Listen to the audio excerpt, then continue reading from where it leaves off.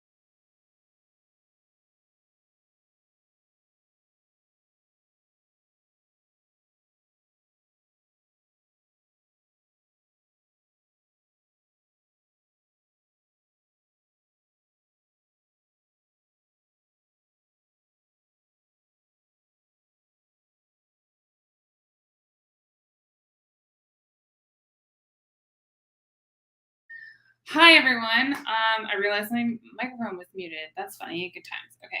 I'm so glad you're here. I've got a new setup. I'm really excited about it. Can you hear me all right? Okay. Bailey, thanks for popping in while you're at work. It's okay if you're just listening today, and it's fine. I totally understand that. I have been where you are. Good job popping in live. Now you're entered into the draw. Woohoo! Just so you know, if you are like me and you will have too much anxiety trying to write everything down, trying to take notes, all of those things, do what makes you feel the most comfortable, but you will get the link to the video to replay it for as many times as you want after this, okay? So all of the things that I do, whether it's one-on-one guidance, tarot reading, like digital tarot readings, or courses, I always have a replay because everyone's learning styles are different. Sometimes you're not in the right energy, you're not in the right headspace. You just rushed home to get started. What? Reading my own mail here. And so I want you to be as present as you can. And if that means just listening and rewatching it later and diving in with a workbook, cool. If that means you're like me and you take so many notes and then you rewatch it without taking notes, cool. All of these things are good options, all right? Somebody sent me a message. Oh, that's cute. I'm busy. They're like, I miss you. And I'm just like, I am busy. So how many of you were able to get in and do the workbook? And like have a look at it before popping in. I didn't mean do it as in like homework, but just like have a look at it before you came in. Take notes, save questions. Okay. I'm just having a look here. So I'm going to try my best to stay on topic, but sometimes my intuition just like gets me and then I forget to stay on the topic. But I totally believe and embrace that what we're going to talk about is what we need to talk about right here. I prepared like this order, this lesson plan, and sometimes my brain has a way of being like, good try. Oh, yay. I love making pretty things, okay? So I love making pretty things. I hate it when I can't, like when someone makes a notebook or something for me, and then it's like too pretty and I don't want to write in it. So I left a lot of blank space for that reason, so that you would feel fun with, being able to basically destroy the thing I made for you. Okay, so let's start at the top. Feelings. When we talk about obstacles to growth, often we can't identify the specific thing that is stopping us. I mean, if you knew exactly what it was that was keeping you in the same cycles and patterns, you would just change it, right? And I think we try to, but that's because we're only looking at a part of this symptom. So I kind of like to think of it as if you've ever worn shoes that are a little bit snug or brand new jeans or anything like that, you're pretty comfortable while you're in them. Like even if they're a little tight, your brain kind of filters out like the discomfort and the ongoing pain, right?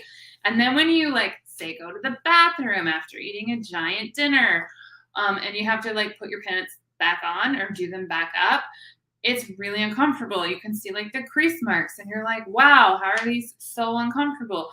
Or when you feel like really supported, all my friends with boobs, in a really nice fitting bra, and then you take it off and it's like, oh my God, I didn't even know how uncomfortable I was. Or ice skates or shoes or whatever. The relief after that feeling has passed, even though it wasn't as obvious of how uncomfortable and sometimes downright painful it was. I feel like sometimes our feelings that are symptoms and proof that something is out of balance are like that. So sometimes those feelings are emotional and sometimes those feelings are physical. For example, I carry my stress primarily in my neck and shoulders, like right in here, right? Like in the traps, it's like solid rock when I'm stressed. And down the left side of my back into the left part of my hip to the point where it feels like sciatic nerve pain when I'm not dealing with my shit. And I have an amazing coach, an amazing mentor, Casey Villard, who specializes in somatic movement. If you don't know what that is, I will put it down here. Somatic. So she is like an energetic coach and somatic stuff, and she does like all of the woo-woo stuff. She's actually trained where some people, they take like one little online course and they're experts. I digress. Casey, I trust her, okay? So it's no surprise to anyone who knows anything about vibrations or chakras or whatever that your root chakra is like at your base. It's where you sit. It's like in your sit bones and in your belly, in that general area, okay? When I am the most stressed and the most insecure, it usually has to do with money, what people think about me, security, something like that. So like I just don't feel safe. And shocker of shockers, it shows up in my guts and it shows up in my hip and it shows up in my back. And I used to think that my pain and all of that was to do with my weight because I weighed over 300 pounds. And although there was some truth to that, I don't know if you've read The Body Keeps Score, but we hold our trauma in our bodies, right? And we create these patterns and these styles of behaving and stuff. So sometimes when pain is an obstacle to you doing something that brings you stress or discomfort or a feeling of unsafety, that's what it is. And we need to teach and retrain that part of us. So Casey has taught me different movements that help stimulate the feeling of security, the feeling of safety energetically in my body and in my being. She's given me mantras, she's given me Kundalini yoga stuff, and just another way of looking at things. So what can I do now if I know that when this specific pain happens, I am ignoring a stressor in my life, or I'm feeling insecure or unsafe or whatever? If I know what the trigger is, if I know what the clue is, I can reverse engineer back to when the pain kind of showed up. So I get a migraine stress headache almost every time I have to deal with a narcissist. Please laugh, because this is funny. So if I'm starting to get a headache and I'm with someone and I can't really tell what their vibe is and what's off, what's going on, chances are they're trying to manipulate me, and my body is warning me, you need to leave, you need to get out of here, you need to have a boundary, you need to do something. But pop culture has taught me that I just need to take an Advil and carry on in the situation. Right? You see where I'm going with this? So sometimes one of the biggest obstacles to growth is thinking that the thing that's bothering us isn't really bothering us. So we gaslight ourselves.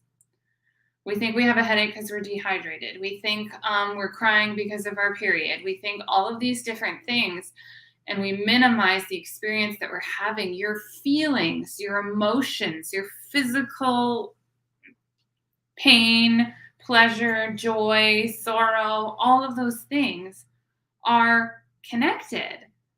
You're one person, and our culture has tried to get us to have our personal life, our professional life, our private personal life. So what's with our intimate partners or on our own, our internal world, our external world, our online presence, our in real life presence. We're so fractured that we're not in touch with the feelings, and the feelings are the foundation to identifying what your obstacles really are. I like to also equate it to this exercise I give my clients. If you've been with me for any amount of time, I've made you do the 4 square. What do you really love, and enjoy? What do you really hate, and what sucks the life out of you? And what do people say that you're good at, and what do you know that you're good at? And then what is your life's plan in 5 years if there's no rules based on all of this other stuff? And the one that people struggle with isn't the dream life. It isn't what they necessarily love, and that makes them smile, because the way that question is worded, it's less scary. People know what they hate. Nobody knows what they're good at. Nobody that I talk to, unless they've done the work or they have people tell them they're really good at stuff all the time, knows what they're really good at, what they're gifted in, what their strengths are, because you live with them every single day. The same is true for obstacles. You don't readily notice your own struggles because you live with them every single day, and some of them have become second nature. They're another part of your body, and you've taken them on as personality traits. What do I mean by that? One of my biggest obstacles to growth is anxiety. I have generalized anxiety disorder, and it's like a lovely sprinkle on top of the cupcake of my complex post-traumatic stress disorder. So what does that mean? I have a baseline of feeling relatively unsafe in any given situation. So if I know that, I need to look for clues around me to discern if the situation is in fact unsafe or if it's my anxiety. Anxiety is a dick. It's a valid obstacle, right? But do I take on the identity of being an anxious person Or am I a person who occasionally has high levels of anxiety? Because most of the time I'm pretty good. If I take my meds, drink my water, go to bed on time, eat proper food, do therapy, if I make sure the things that I need in order for that obstacle to be manageable, if I have the right tools in my toolkit, then it's okay. Where anxiety becomes the worst for me is when I feel either okay enough that I start letting those things slide, or something comes in out of left field and knocks me out of my equilibrium. And then that obstacle is suddenly a big black hole that I need to climb out of. So anxiety can be a very real obstacle for people, but I find that when we take it on as our identity, I am an anxious person instead of I'm a person who has anxiety, it becomes hopeless. At least that was my own experience. So part of today is like, I'm not expecting any of you to completely know what all of your obstacles to growth are. I want you to think about things in a different way so that you have a better understanding of how to identify what is an obstacle for you versus an inconvenience versus something that maybe is emotionally inconvenient, but not necessarily an obstacle. Does this make sense to you? Because I find in my own self-growth journey, I tend to do a lot of always or nothing talk. I'm going to zoom this out a bit so that I can see it better. Sorry for anyone who's looking at my nose right now. Okay.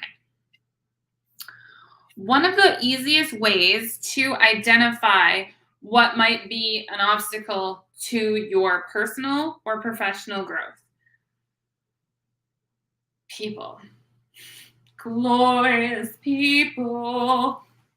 People are mirrors. Some of them are dirty. Some of them are broken. Some of them are like funhouse mirrors. Yeah, people are mirrors. You'll see where I'm going with this. We see the things we like least about ourselves the most readily in other people. So I don't like people who are mean. Do you know what my knee-jerk response is when I'm in a high-stress situation? Biting, scathing sarcasm. I know, everyone's shocked. Cheryl's sarcastic. But my sarcasm gets really, really mean when I'm high-stressed, when I'm at capacity. It's mean towards myself. It's mean towards others. Like it's awful. And that is the number one characteristic I can't stand in other people is like when they're rude, whatever, it triggers me instantly and I have like a whole thing. So I want you to think about what phrases and what personality traits trigger you. Okay. What stops you dead in your tracks?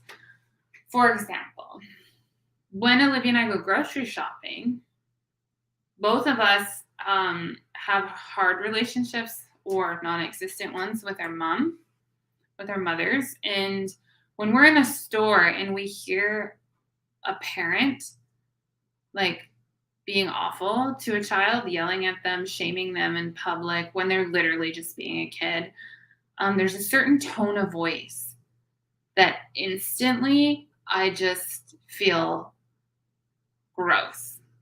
Like I feel like my shoulders come up, my body gets all tight.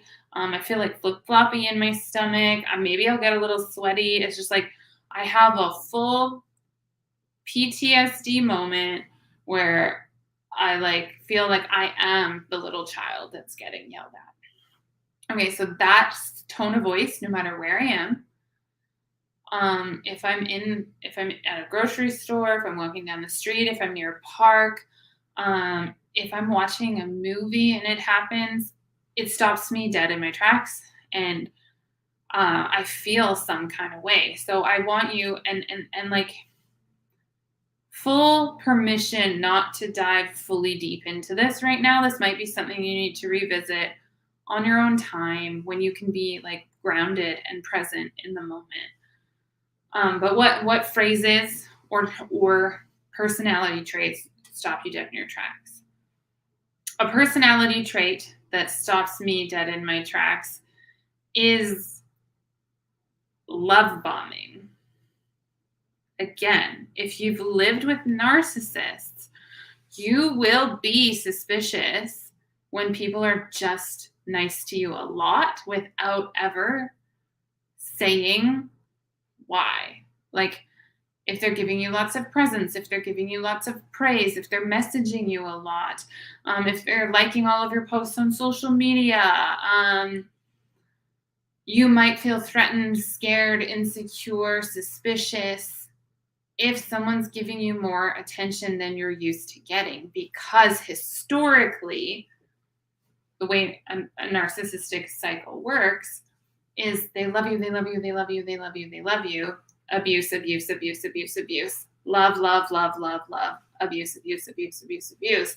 And so your nervous system has been trained to experience abuse after kindness, which means that one main obstacle to growth for you is going to be trust. And the best way to learn trust is to do what you say you're going to do when you say you're going to do it. And it's really hard for people who are like overcoming narcissistic abuse, because we were never allowed to want what we want, and we were never allowed to have what we wanted, and we were never allowed to have joy if our joy was too loud or if they weren't happy. Like, there's so much that goes into there. Phrases that I can think of.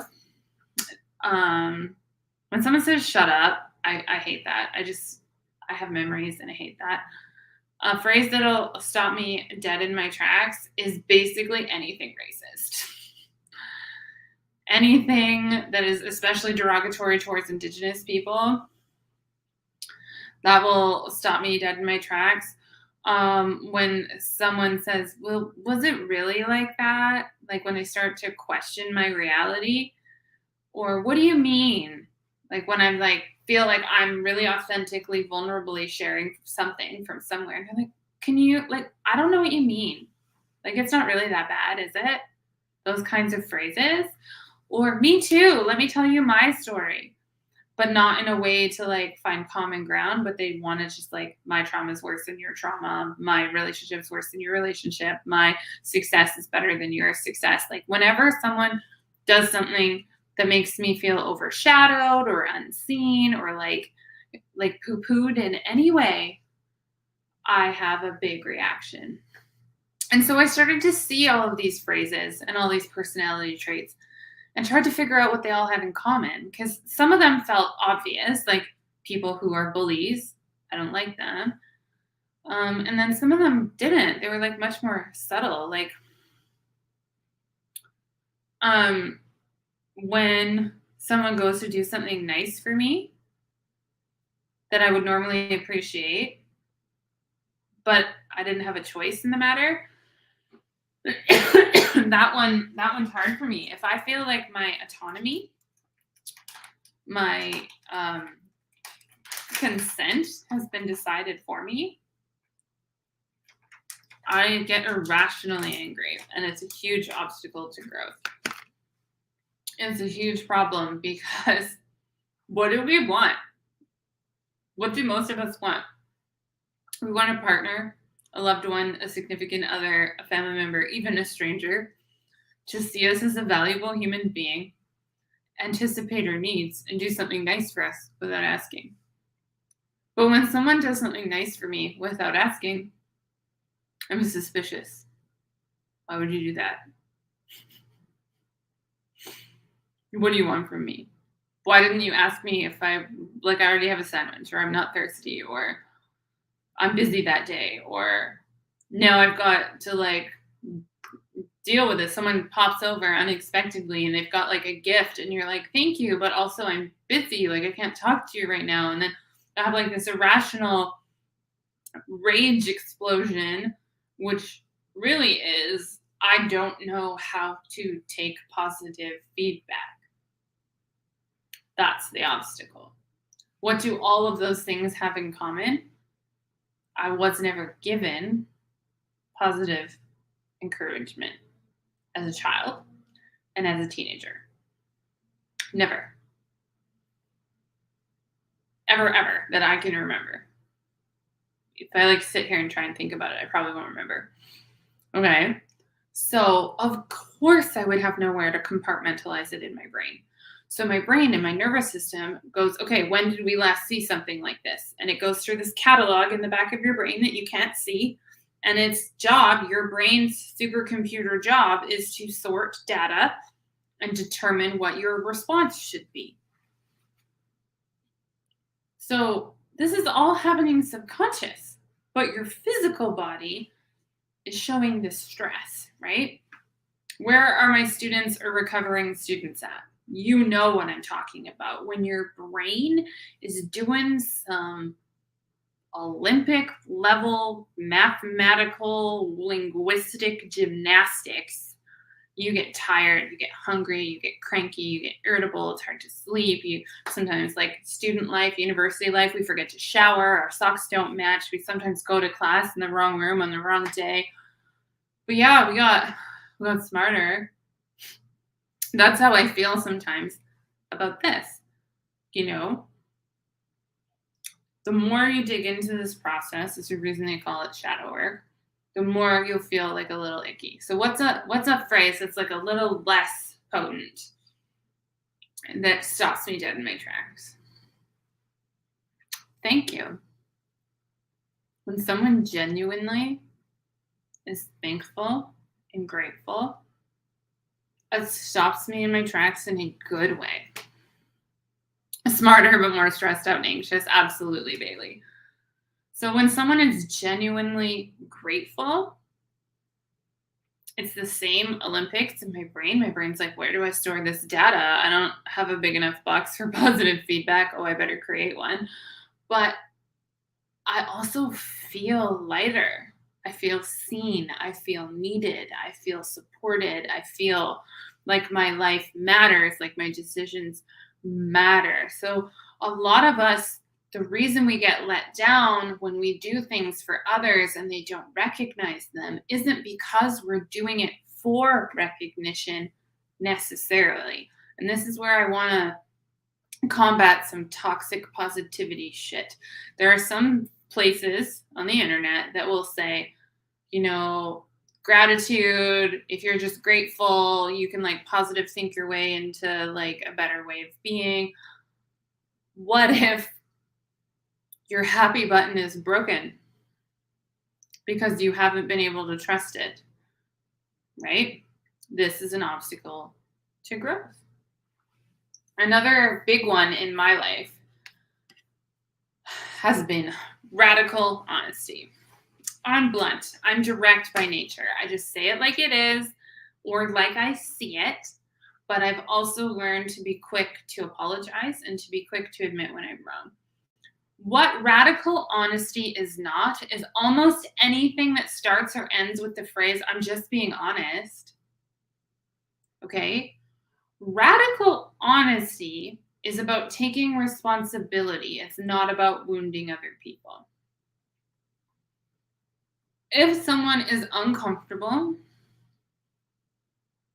because of the truth, that is different than someone being uncomfortable because of the delivery. Does this make sense to you? I can tell someone, I hear you're really stressed out right now. I'm so grateful and thankful that you would trust me to talk to me about this right now. I really want to recognize that. I cannot be the person who supports you with this topic because I have not done the healing work. That is radical honesty. I'm telling the person, I can't help you with this. It's clear, I cannot be the one to help you with this. But I start with acknowledging who they are, acknowledging their humanity, acknowledging their value, and the fact that they trust me. So I protect the relationship.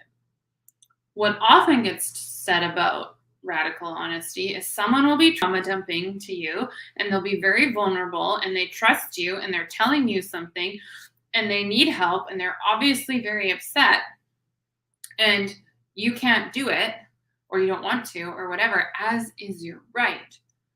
What is not radical honesty is being like, I don't have the time for this.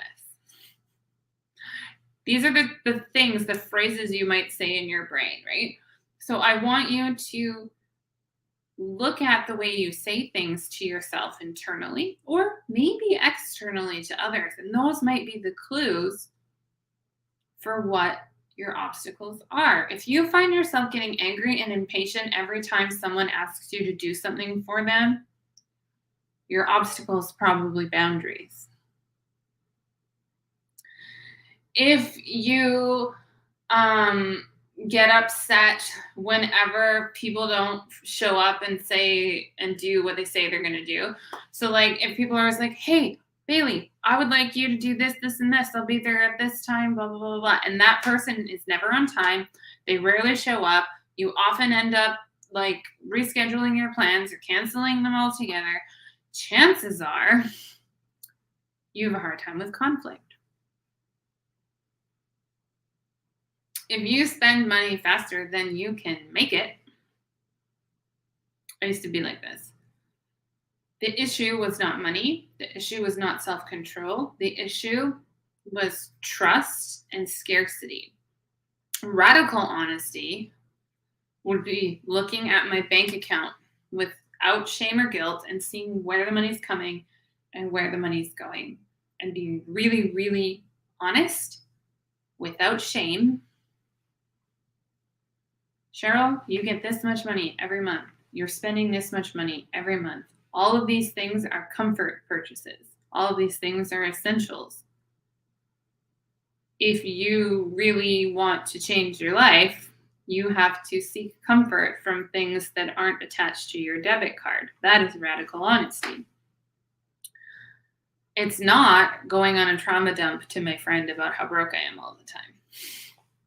You know what I'm saying?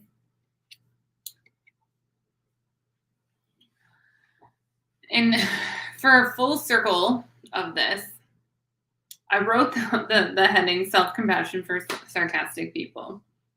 In all of this, when you're digging up what your obstacle might be, whether it's unresolved anger, whether it's trauma you don't want to acknowledge or look at, whether it's finances. For me, money wasn't the problem, and we can talk about that a little bit later. But no matter what it is, we need to practice self-compassion. And when I first heard about self-compassion, y'all, I was in a therapist's office. And they're like, have you ever practiced self-compassion? I'm like, what? Like hugging myself? That sounds stupid. That sounds like so dumb. They said, well, yes, for some people it can be. Like if you never got a hug as a child, you can like reparent yourself and tell you love yourself. And I'm like, that sounds fucking stupid. Like, this is the dumbest thing I've ever heard. Guess what? I've done some of it now that I'm a little bit further on my healing journey. And it feels good in the moment, but weird outside of the moment. But anyway, self-compassion for sarcastic people. The reason I say this is because I hate self-help books. Almost everything you could ever know in a self-help book is in the introduction, and then they just repeat themselves a lot of times. I feel like it's a waste of my money, a waste of my time. I feel like it's patronizing. I feel like everyone just writes a book with a bunch of quotes about other people's work, and they don't actually tell you anything that you don't already know. Okay, so self-compassion for sarcastic people. If you're like me and you hate self-help books and you think that getting all touchy-feely is stupid and emotions make you uncomfortable, that's why we're sarcastic. Sarcasm is loosely, thinly veiled anger hiding behind very intelligent wit. Okay? Sarcasm is loosely, thinly veiled anger hiding behind incredibly intelligent humor and wit. So if you're really good at being sarcastic, if sarcasm is your tone of voice, I'm telling you, you are an incredibly intelligent person And you're masking your pain with jokes. Nobody wants to hear that. The best thing we can do is tell ourselves the truth. We can learn the difference between when we're hurt and when we're angry. You can learn the difference between when you're tired emotionally and when you're actually in emotional pain. When I'm tired emotionally, I don't have any more steam, but I don't lose my shit when something small happens. When I'm emotionally in pain and I drop an egg on the floor, I will sob because I'm already done, already full. Any little inconvenience, no matter how minor or silly it is, pushes me over the edge. We can use self-compassion to tell the difference between helping and enabling others. Most of us who are empathetic, most of us who are intuitive, most of us who are like emotional sponges that absorb the energy of the space or the people we're interacting with, we're enablers. Because we want people to be happy. We want people to be welcome. We want people to be supported. We want people to feel the way we wish we felt all of the time. And we do it at our own expense. Self-compassion for sarcastic people is saying no with a period at the end of it. Are you available to help me on this day? No. Without giving like a monologue where you eventually talk yourself into helping them if you move these things around. Are you doing all right? No. Just let it hang. If they continue to ask you a question, you can continue to decide whether or not you're going to answer. Do you want to talk about it? No. Okay, moving on, right? What about communication versus manipulation? All of these things are two sides of the same personality trait, of the same coin. Bailey, this is all me. There's a reason why you're here, Bailey. So if you are resonating with this, you're probably reward yourself for the like the opposite of a desired outcome. So what do I mean by that? If you're like me, you've struggled with emotional eating.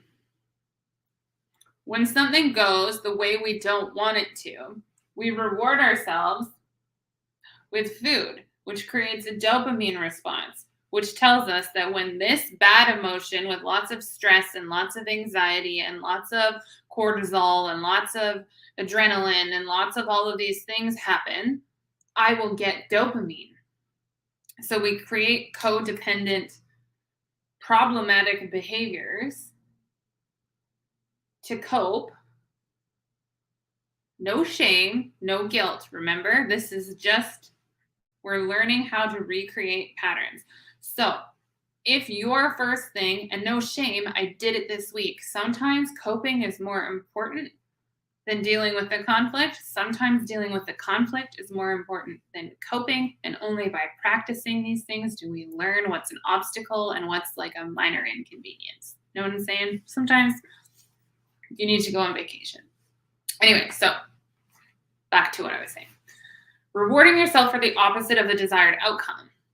It's just like training a dog or a cat with treats. If you give them treats when they do a behavior you don't like, you're cementing that behavior. It's the same thing with your subconscious. And like it works a little differently for neurodiverse people, but there is still a patterning that happens in the brain. It just happens in a different way. So what we want to do is we want to try and learn how to handle our obstacles, handle the things that make us go like the physical response. I want you to think about how you feel it in your body when something comes up. No, I don't want to do that. No, I don't like that person. This is making me really uncomfortable. This is making me really anxious. I would apply for that job if my life would be better if I will do this when. All of these things, whenever this thing is happening, what is the way you sabotage yourself? Is probably a rewards-based thing for an outcome you don't desire. So if binge watching on Netflix sets off your dopamine response and you're disengaging from something or someone or whatever, you're dissociating so that you don't have to feel that, and you don't have to see that, you don't have to taste that, and you don't have to hear that, and you don't have to experience that. So you go to a different reality and you feel safe and you feel secure and things are predictable, and anything that's high stakes in there is going to be over in 40 minutes because it's an episode, right? You're rewarding the behavior you don't want with something that makes your brain happy. So what we need to do with food, TV, social media, and all of those things that give us little dopamine hits is we need to do those things after the good things that make us uncomfortable. So the outcome that we're trying to get, right? So what I've started doing, and Bailey knows this, is I start having like 10-second, 30-second, 5-minute dance parties whenever something goes right. Whenever I sign a client, whenever I get an unexpected gift, whenever I succeed at something, finish a book, learn a hard skill.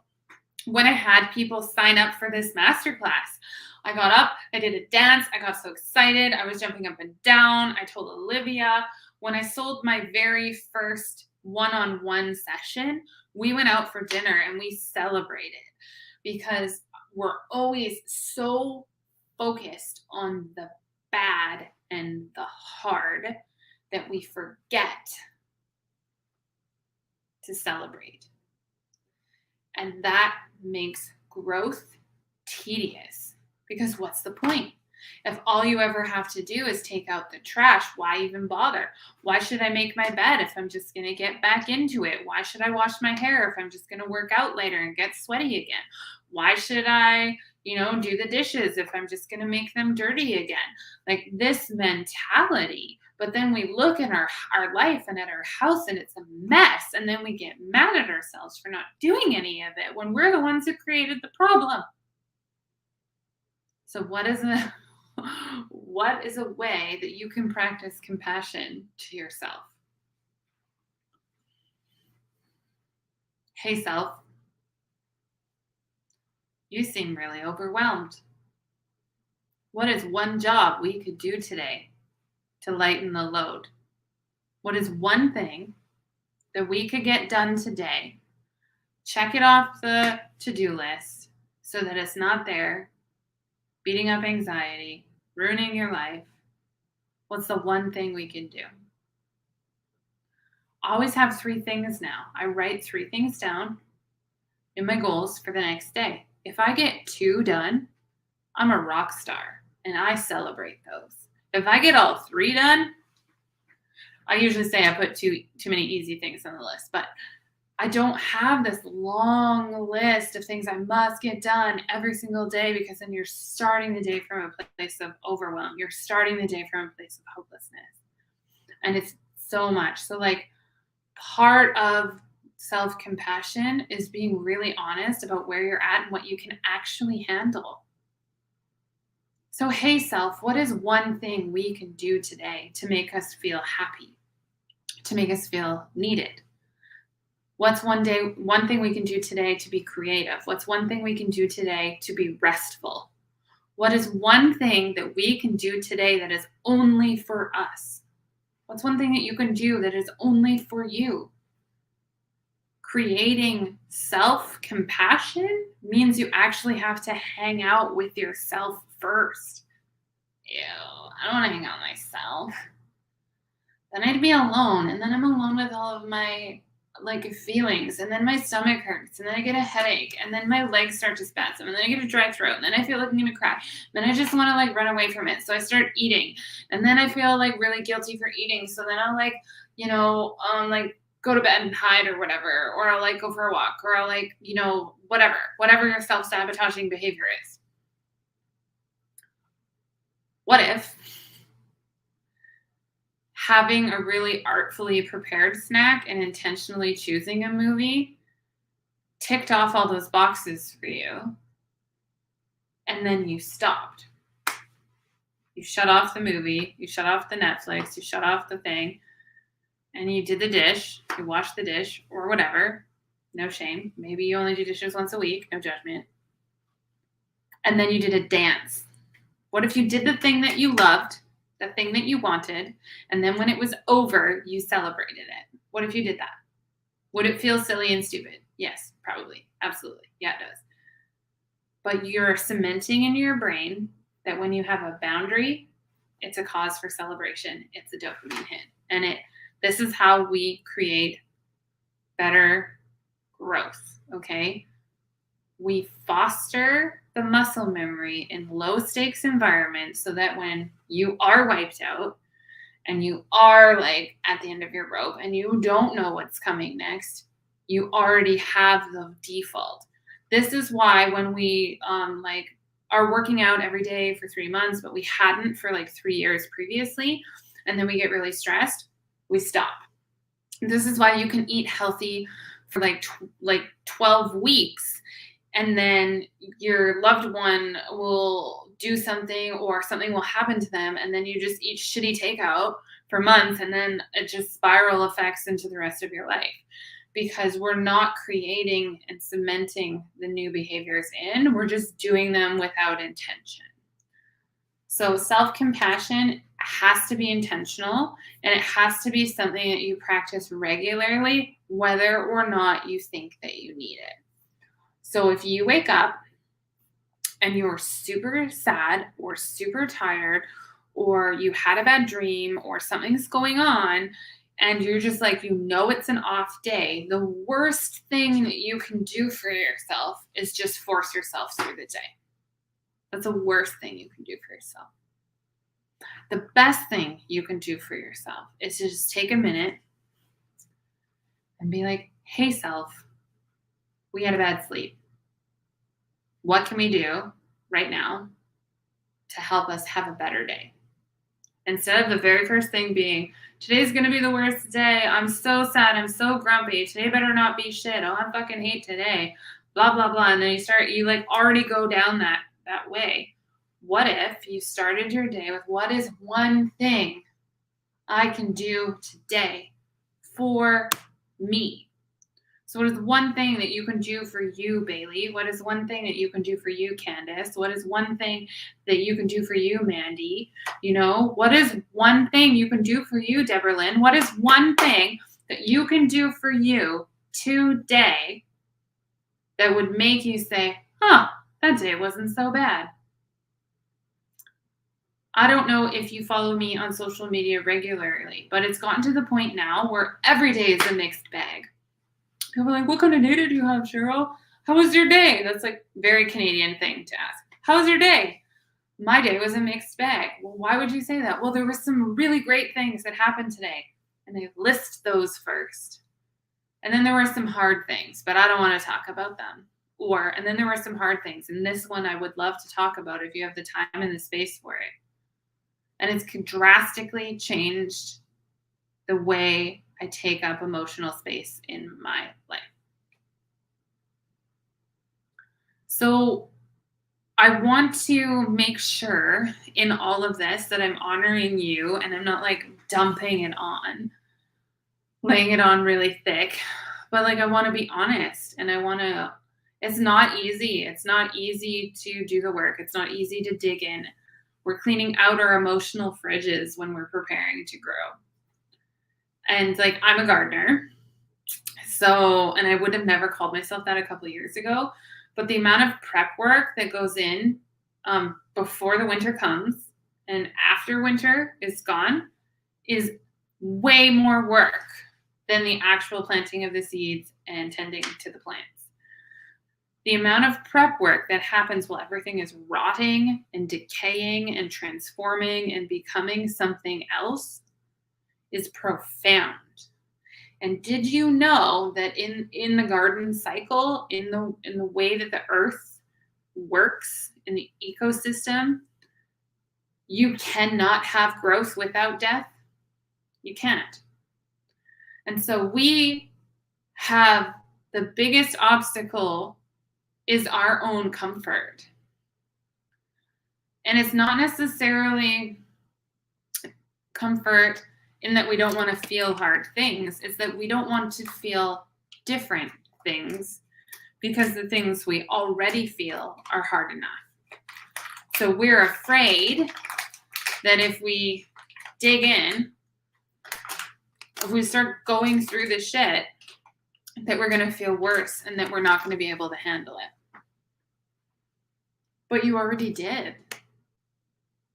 Whatever the thing that you're carrying around in your baggage,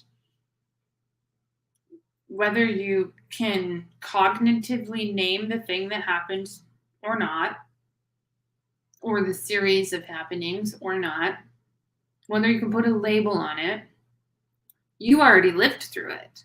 It's already happened. You're already strong enough to survive that.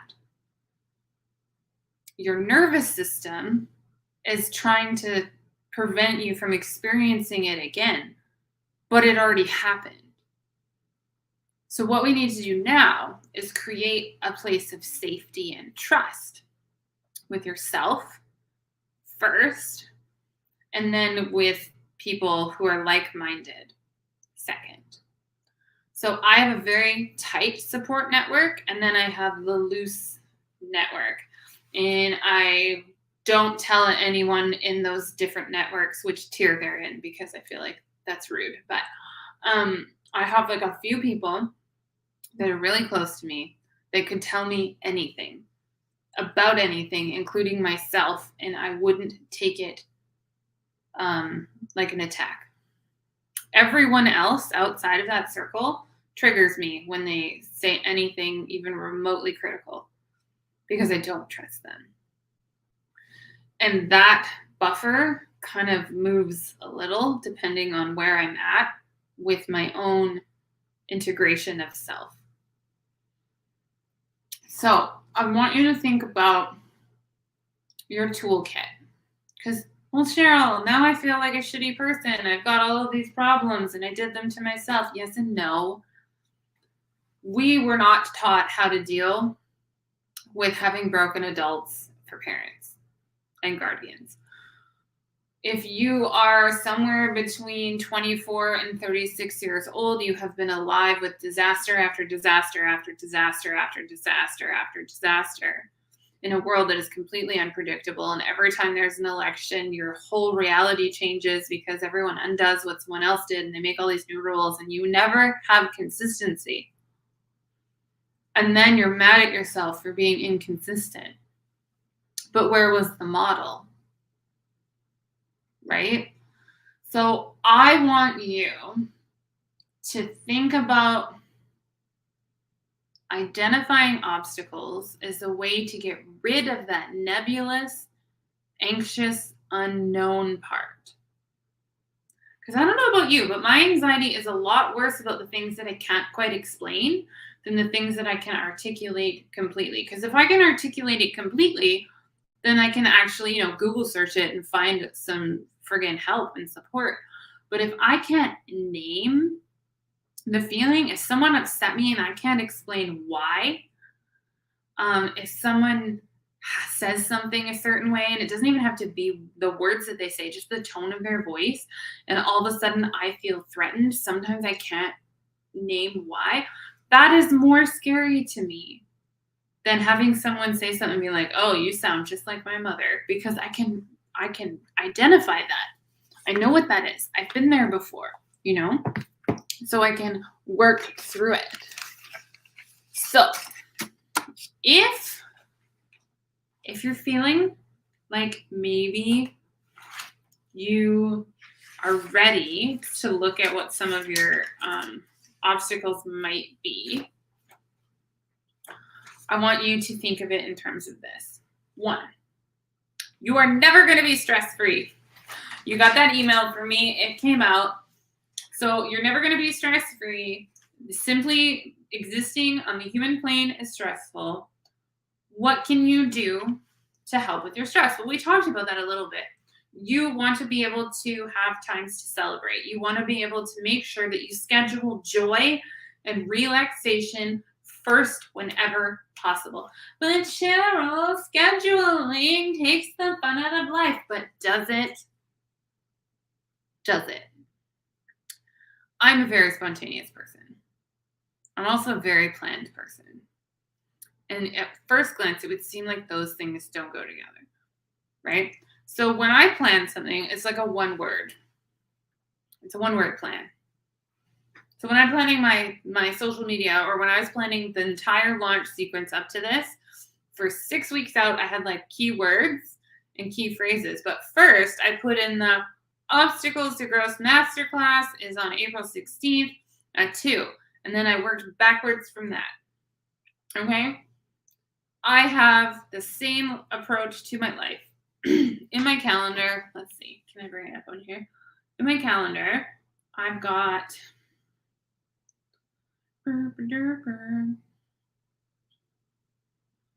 well, I'll show you on here. Maybe not on this one. Just kidding. Okay. It says breakfast at this time. Then it says exercise at this time. And then if I have appointments, they'll be in there. And then it says lunchtime. And blah, blah, blah, blah. So because I know I will get so focused on things I'll forget to eat, I have it in my phone to remind me when to eat and to remind me when to take my meds and to tell me when to go to bed. Otherwise, I know I won't be structured. So when a fun thing is coming, I plan the fun thing in first, and then I make my life around it. I also know now that I cannot take more than 2 one-on-one clients in a day, or I will not have the energy to do anything else in my life. My life is never going to be stress-free, so I need to make sure I leave pockets for the inevitable stress that is going to occur so that I can regulate myself and de-stress. Number 2, there's no such thing as a negative or bad emotion. Emotions are just clues. You might not like feeling them. You might like not enjoy the emotion. The emotion itself is not bad. It is just a clue. So if you're feeling scared, we don't like feeling scared. But if that were 100% accurate, amusement parks wouldn't exist. Horror movie genres wouldn't be a thing. We don't like feeling threatened, but we don't mind being scared because it's the adrenaline, it's the excitement, it's the dopamine hit. So learning to articulate, identify, and categorize your feelings are really important. So instead of just saying that every feeling is anger, are you hurt? Are you wounded? Are you annoyed, frustrated, actually angry, or just kind of like ambivalent about it? Is this like Napoleon Dynamite angry or Donald Trump angry? Like what? Like where are you at on the scale of angry? Are you tired or are you sad? I often feel exhausted when really I'm depressed, and vice versa. I have a hard time differentiating those two. So I need to ask additional questions of myself and of the activities leading up to the bout of exhaustion to determine whether I am depressed or exhausted. And sometimes I'm both. Having the tools isn't enough. You have to actually use them.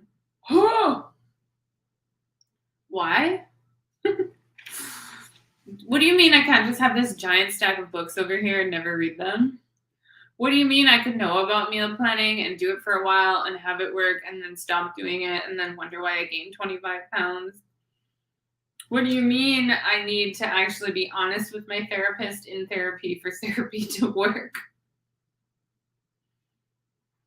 What do you mean I have to actually enforce my boundaries in order for my boundaries to help me? You have the tools.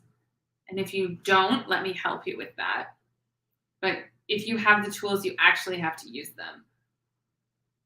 And you have to be radically honest. So if you're like, well, I could do that, but I don't want to, why don't you want to? What is stopping you from showing up for yourself? Oh, I should do the laundry, but I really don't want to. Why don't you want to do the laundry? What's the real reason?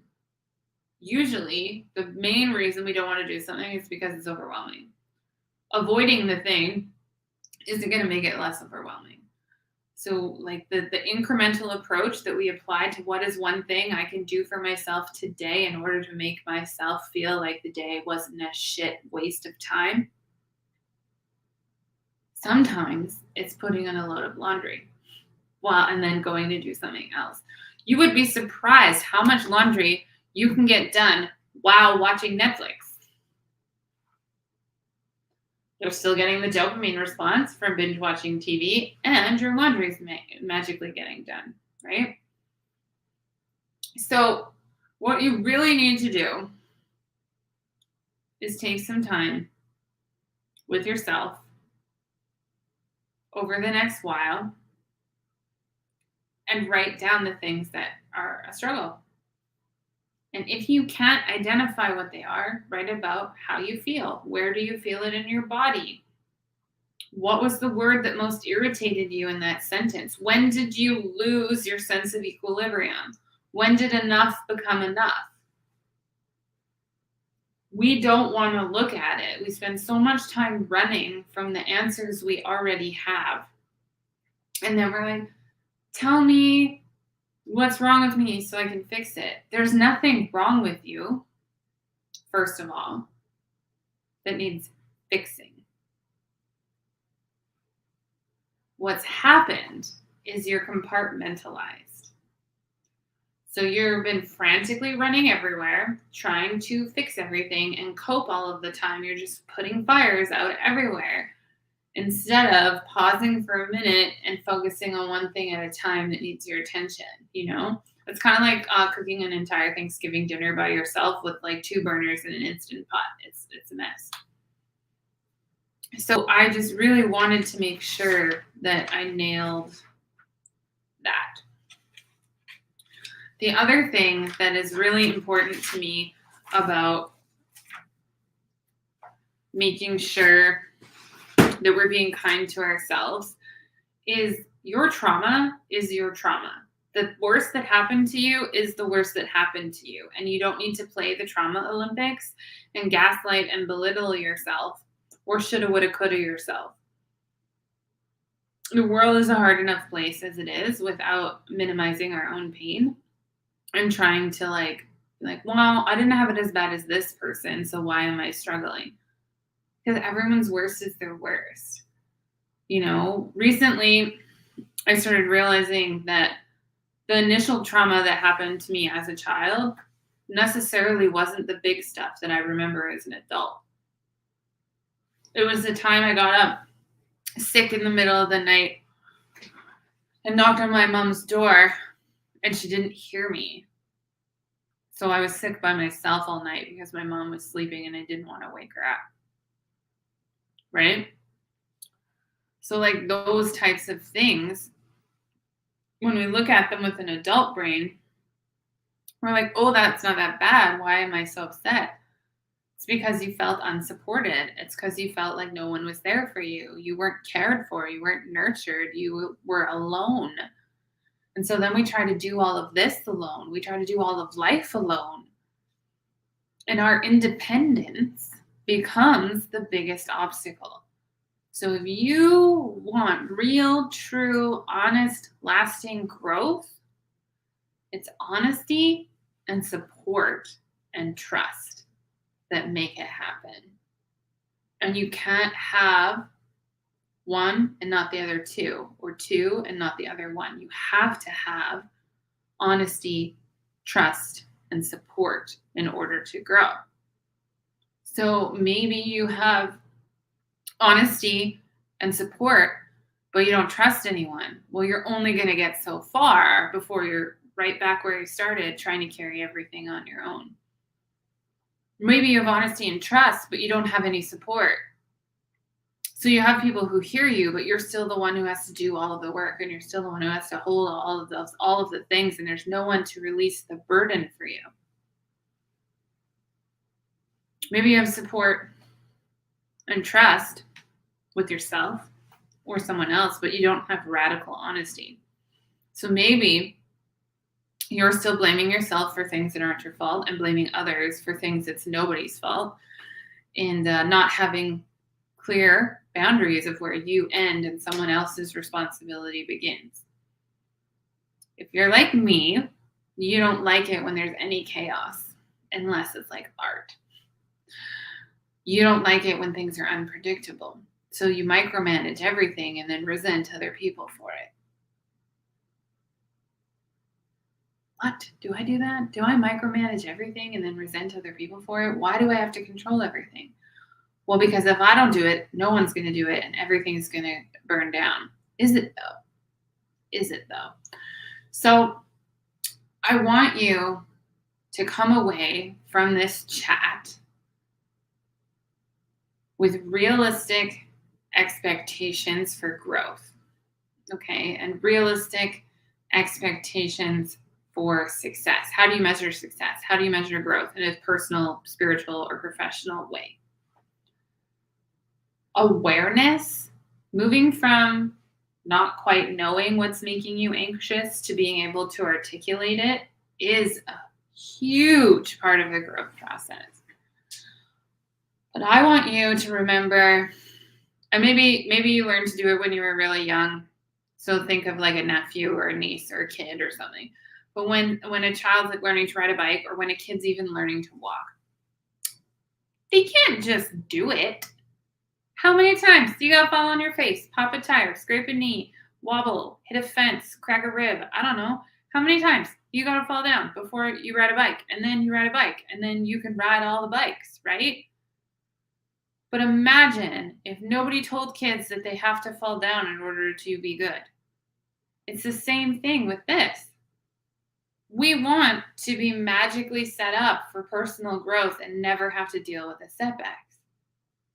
We never want to deal with the fallout. We never want to deal with the emotional release and the consequences of wearing the wrong shoe size for 10 years. But we have to. You're going to fall down a few times. Success is getting back up. Acknowledging, wow, could have done that a little differently. Now I know for next time, right? We tend to think that the universe giving us the same thing over and over and over again means the world is out to get us. What if it's like every single time you got back on that bike as a child, and the time that you get it, the whole universe is like, yeah, you finally got it. You did it. We've been working at this for 2 years, for 10 years, for 15 years, and now you've aced it. You're an expert. What if that's what it is? That shift. What if running away from the obstacles is the problem? Right? That analogy has helped me so much with my personal growth in the last 3 years. It's enabled me to have the courage to do the fun things, to do the scary things, to step outside of my comfort zone. So how do you measure the success? Did you do something this week that would have terrified you a year ago? Did you say no without explaining yourself? Did you stop in the middle of a freak out, take a deep breath, and remove yourself from the situation? All of those things are successes. Does success always feel like a unicorn and rainbows sprinkler party? Nope. Success more often than not feels like the way a person looks at the end of a marathon. Sweaty, white knuckling it, a little bit of chafe, this is often what success looks like. I was hoping for more of a question and answer period at the end of this. I don't think I'm going to go the full 19 minutes because you listen to my voice matter on long enough. I would love, love, love to have you send me either on social media or an email some questions or comments or stuff that I could like go a little deeper in just for you and your personal situation. So if like you were like listening to this and some things came up for you, I would absolutely love to just give you like a 30-minute conversation where we could just chat through some of that stuff if that feels good to you. I'm going to send out the Play Black link later tonight and some other things. But before I do that, we have two folks who are tuning in live. And have a look here. So Candace and Bailey have been in live. And then I think the other two folks are watching later. So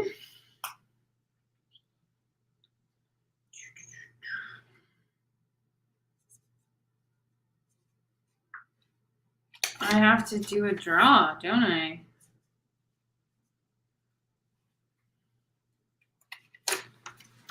We should get Olivia to help us, right? Hey, Olivia, come help us.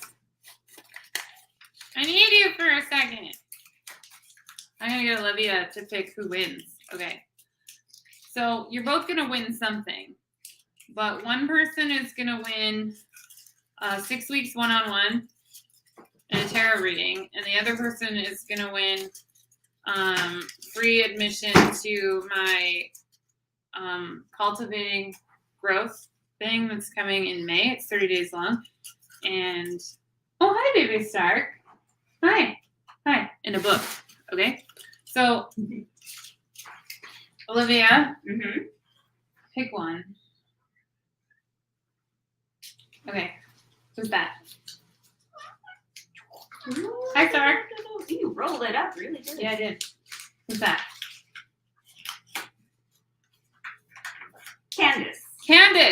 Candace wins 6 weeks one-on-one sessions for free with me to use almost any time based on my availability, right?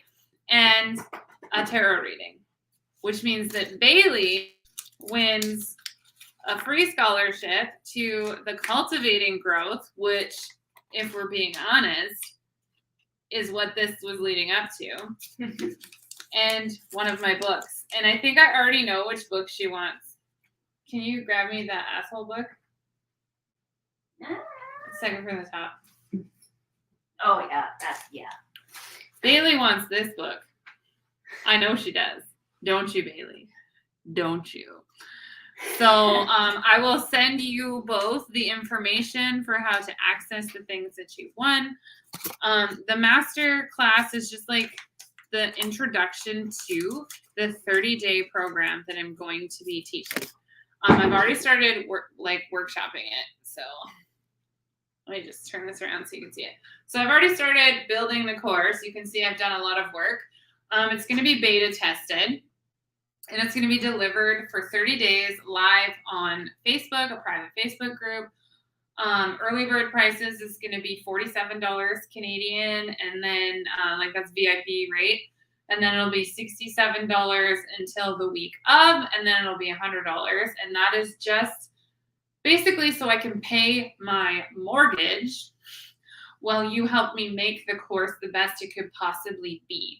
So I'm gonna do all the work. There's gonna be 4 weeks. There's gonna be like modules each week where we go through identifying who you are and what makes you tick will be the first week. The second week will be like thought catching and unpacking who really says the shit that's happening in your brain. It will talk about a little bit of what I touched on today, like helping versus enabling and how to tell what that is and what it looks like, how to tell whether you're tired or you're in emotional pain and what that looks like, and tools and tips and tricks for dealing with that. Week 3 is going to be building your toolkit. So the first 2 weeks, we dig the ground, we pull out the rocks, we put in the compost, we get rid of the bad shit and put in the good shit. And then week 3 and week 4, week 3 is like how to ask questions of yourself that lead to growth instead of shame, using movement for self-care, using tarot as self-care, writing, like we had been doing the last 2 weeks in my Facebook group. We've been doing like journaling with journal prompts every day. So we'll be like figuring out how to build your own personal toolkit in a way that works for you. And then week number 4 is going to be trauma recovery, and how recovery is a lifelong practice and process. And by using the tools and knowing ourselves and having radical honesty, we can actually stop fighting the ghosts in our life and move on from some of our coping mechanisms. And the outcome of all of this is going to be so that you are confident in who you are, what your boundaries are, and what your values are. You'll be free from caring about what people who have no stakes in your life think of you. You know what I mean? So you'll not be caring about what other thinks about you or your actions or your desires because of their opinions, but whether or not they match who you are. So the outcome of this 30-day experience is going to be like an actual plan that you can actually implement into your life and support radically from me and the community and the group who were all doing it at the same time, to just have sustained, lasting growth that doesn't make you want to rip your eyelashes out one by one, Okay. I'm a little excited. I'm a little passionate about this. And this is the stuff that I teach everyone no matter how they come to me. So if someone's like coming to me with tarot or one-on-one coaching or just my friend on my couch, this is the stuff that I always find myself repeating all the time. And I'm like, why doesn't anyone teach this? And so finally I was like, I'm going to do it. I don't need a PhD in psychology to know that this is how I healed from some serious shit. So I'm going to teach you what I've done, what Olivia has done, give you all of my tools in exchange for your feedback on the course. That's what's coming. And I haven't told anyone else anywhere yet in that much detail about it.